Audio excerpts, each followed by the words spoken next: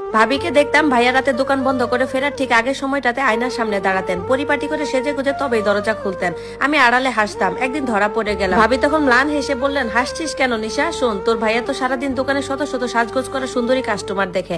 ঘরে ফিরে যদি সে আমাকে এলোমেলো অবস্থায় দেখে, তবে ধীরে ধীরে আমার প্রতি তার আকর্ষণ আর মনোযোগ দুইটাই করি। আমি তখন কিশোরী সুলভ চপলতায় বলেছিলাম, ভাবি তুমি তো পরকীয়াকে হাইলাইট করছো, ভাইয়া বাইরে প্রেমে পড়বে বলে তুমি ঘরে সেজে বসে থাকো।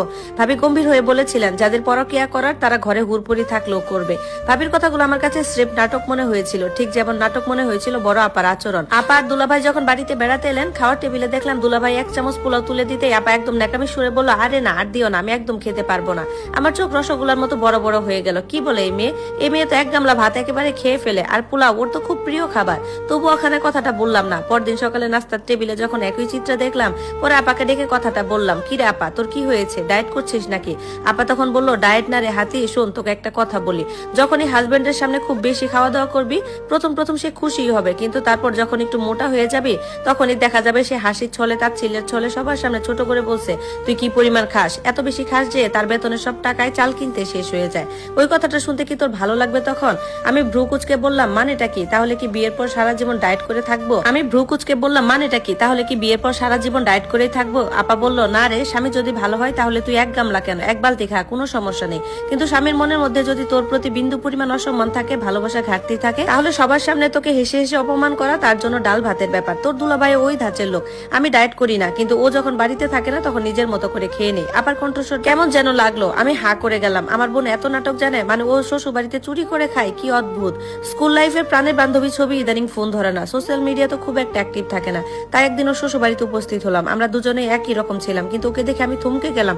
চুপচাপ কেমন যেন গুটিয়ে গেছে মেয়েটা। আমি হেসে হেসে বললাম, কিরে, আমি তো ভেবেছিলাম তুই আমাকে দেখে লাফিয়ে উঠবি আর আমাদের সেই বিখ্যাত নষ্ট হাসিটা চলতেই থাকবে। কিন্তু আমার বান্ধবীর তার কণ্ঠে একটা দীর্ঘশ্বাস ফেলে বলল, না রে, এখন মেপে হাসতে হয়। আমি বললাম, মানে?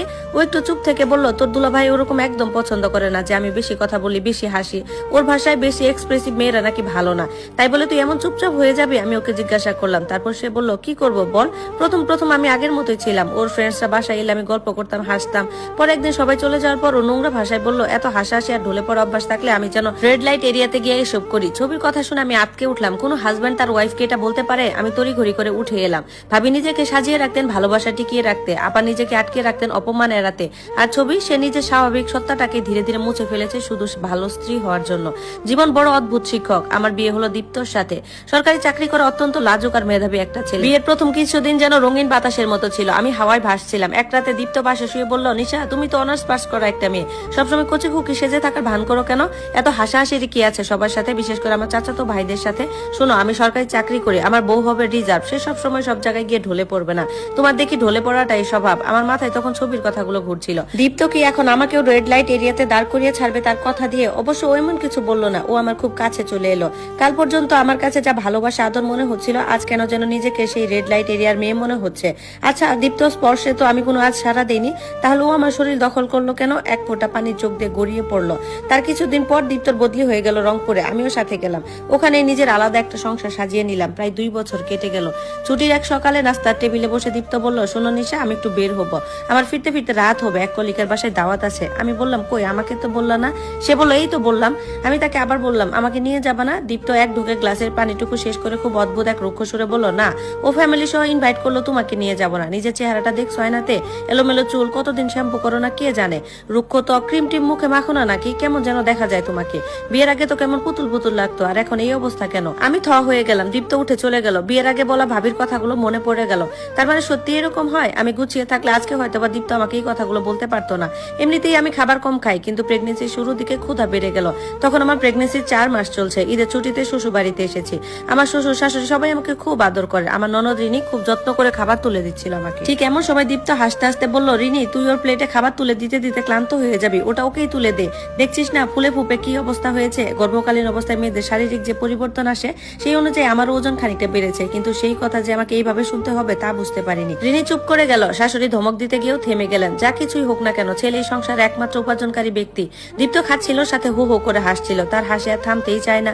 মুখ ভর্তি ভাত নিয়ে আমার দিকে তাকিয়ে সে বলতে লাগলো, আরে লজ্জা করো না, খাও খাও। আমার চোখে কেমন যেন পানি চলে এলো। সেটা ঠেকিয়ে রাখতে আমার প্রাণপণ চেষ্টা করতে হয়েছিল সেদিন। বড় আপার কষ্টটা সেই দিন বুঝেছিলাম, তার নাটকের মানে সেই দিন আমি বুঝতে পেরেছিলাম, তার ন্যাকামির অর্থ সেই দিন ধরতে পেরেছি। ফেলেছিলাম। সেই রাতে আচমকা ব্লিডিং শুরু হলো। আমার বাচ্চাটা জন্মের আগেই মরে গেল। বেশ কিছুদিন লাগলো হাসপাতালে ডাক্তার, টেস্ট এসব করতে করতে। দীপ্ত রংপুর চলে গেছে, তার ছুটি শেষ। আমি কিছুটা সুস্থ হলে রংপুর যাবার সিদ্ধান্ত নিলাম। শাশুড়ি বললেন আমার চাচাতো দেবর আমাকে দিয়ে আসবে, একা শরীরে জার্নি করা ঠিক হবে না। আমিও রাজি হতে গিয়েও হলাম না, কারণ দীপ্ত সেটা পছন্দ করে না। তার মতো সরকারি অফিসারের বউ অন্য কারোর সাথে জার্নি করছে, হোক সে যতই তার ভাই, এটা তার চোখে অশোভন। একাই রওনা দিলাম আমি বুঝলাম আমিও ছবির মতোই হয়ে গেছি। কবে তা ঠিক বুঝতে পারিনি। আমি এখন মেপে কথা বলি, মেপে মেপে হাসি। পৌঁছে সব কাজ সেরে নিয়ে গোসল করে পরিপাটি হয়ে ওর জন্য অপেক্ষা করছিলাম, ঠিক ভাবির মতো। ও এলে হাসি মুখে দরজা খুললাম। রাতে খাবার সময় আমি হাফ চামচ ভাত নিলাম আর এক টুকরো মাছ। খাওয়া শেষ হয়ে গেল খুবই দ্রুত। আমি হাত ধুয়ে এসে দেখি দীপ্ত তখনও খাচ্ছে আর টিভি দেখছে। তারপর আমাকে জিজ্ঞাসা করলো, কি ব্যাপার, তোমার কি শরীর খারাপ নাকি? আমি বললাম না তো। তারপর বললো, তুমি তাহলে এত কম খেলে যে? আমি বললাম আমি তো কমই খাই, ওটা তো গর্ভবতী অবস্থায় ক্ষুধা বেড়ে গিয়েছিল, তাই বেশি খেয়েছিলাম। তারপর সে বললো, ভালোই হয়েছে, নয়তোবা প্রতিদিন আমাকে চাল কিনতে হতো। এই কথা বলে সে কেমন যেন দানবের মতো হাসতে লাগলো। আমি দুই হাত আমার পেটে রাখলাম, যেখানে আমার ছোট্ট সোনামণি ছিল। এই রুটিন চলতে লাগলো, কিন্তু একদিন কানে ভেসে এলো এক গুঞ্জন, পরকীয়ার গুঞ্জন। দীপ্ত নাকি তার অফিসের কলিগের সাথে। সন্দেহ খুব খারাপ জিনিস, এতদিন যা করিনি। তারপর আমি সেটাই করলাম, ফোন কাটলাম। পাসওয়ার্ডটা আগে একবার দেখেছিলাম। আমার পৃথিবীটা ওলট পালট হয়ে গেল। মহিলাটির নাম মিনু, তার সাথে দীপ্তর বিশ্রী অশালীন সব মেসেজ। গ্যালারিতে ঢুকতেই আমি স্তম্ভিত। ছবি ভিডিও ছড়াছড়ি, বলাই বাহুল্য সেগুলো সবই ছিল অশ্লীল। ফোনটা রেখে কাঁদতে কাঁদতে ছাদে উঠে গেল। হঠাৎ আমার কাজিন রুম্পা আপুর ফোন এলো আমার ফোনে। আমাদের বোনদের মধ্যে ও দেখতে একটু কালো আর হাইটটাও সামান্য কম। অন্যদিকে ওর হাজবেন্ড দুধে আলতা, লম্বা, হ্যান্ডসাম। এই কথা সেই কথার পর এক পর্যায়ে জানতে চাইলাম, আচ্ছা আপু, তুমি ভাইয়ের সামনে সবসময় পরিপাটি থাকো? সে বলল, কেন রে, যখন ইচ্ছা হয় তখন সাজগোজ করি, আর যখন ইচ্ছা হয় না তখন ধুলা কাপড় চোপড় পরে চুল এলিয়ে দিয়ে সোফায় পা তুলে বসে চিপস খায়। এমন কথা বলছিস কেন? আমি উত্তর না দিয়ে বললাম, ধরো এক আধ দিন তোমার বেশি ক্ষুধা লাগলে তুমি কি ভাইয়ার সামনে পেট ভরে খাও, নাকি লজ্জা পাও, নাকি আড়ালে খাও? ও হাসতে লাগলো, কণ্ঠে কিশোরী সুলভ চপলতা। বলল, কি হয়েছে তোর, বলতো? কি সব আবল তাবল বলছিস? আরো কিছু কথা বলে আমি ফোনটা রেখে দিলাম। তখন আমি বুঝলাম খাওয়া, ওজন, সৌন্দর্য সবকিছুই ম্যাটার করে না যদি সত্যিকারে ভালোবাসা থাকে। ছাদ থেকে নেমে আমি আর কাঁদিনি। আমি বুঝে গেছি যে ভালোবাসা অর্জনের জন্য নিজেকে তিলে তিলে শেষ করে দিতে হয়, সে ভালোবাসা আসলে একটা মরিচিকা। পরদিন সকালে দীপ্ত শাওয়ারে গেলে ওর ফোনে সমস্ত অশালীন মেসেজ, কল রেকর্ড আর মিনু নামে সেই কলিগের সাথে তোলা আপত্তিকর ছবি ও ভিডিও নিজের ফোনে ট্রান্সফার করে নিলাম। প্রতিটি প্রমাণ গুছিয়ে রাখলাম। এরপর আমি ফিরলাম নিজের সত্তায়। রাতে খাবার টেবিলে আমি আর আধা চামচ ভাত নিয়ে বসে রইলাম না, নিজের শরীরের প্রয়োজন অনুযায়ী পেট ভরে খেলাম। বহুদিন পর দীপ্ত অবাক হয়ে আমার দিকে তাকিয়ে আছে, বুঝতে পারছি।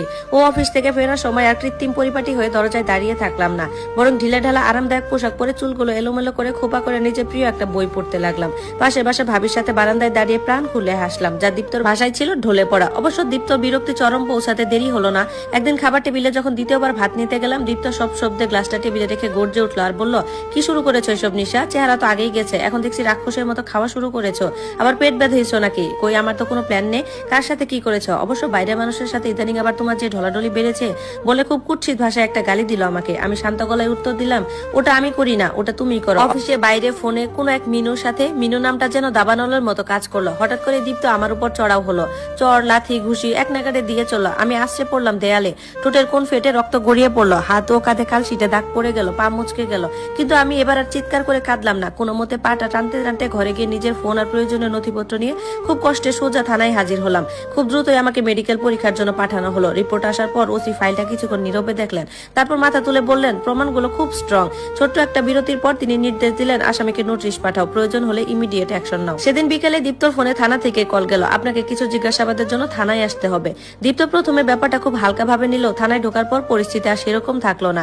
ওসি সরাসরি ফোনটা সামনে রেখে বললেন, এগুলো আপনার? দীপ্ত মুখের রংটা বদলে গেল। কিছুক্ষণ চুপ থেকে বলল, পার্সোনাল ব্যাপার স্যার। ওসি তখন কড়া গলায় বললেন, কারো শরীরে হাত তোলাও পার্সোনাল? ধন্যবাদ সবাইকে। গল্পটি কেমন লাগলো সবাই জানাবেন। এটি ছিল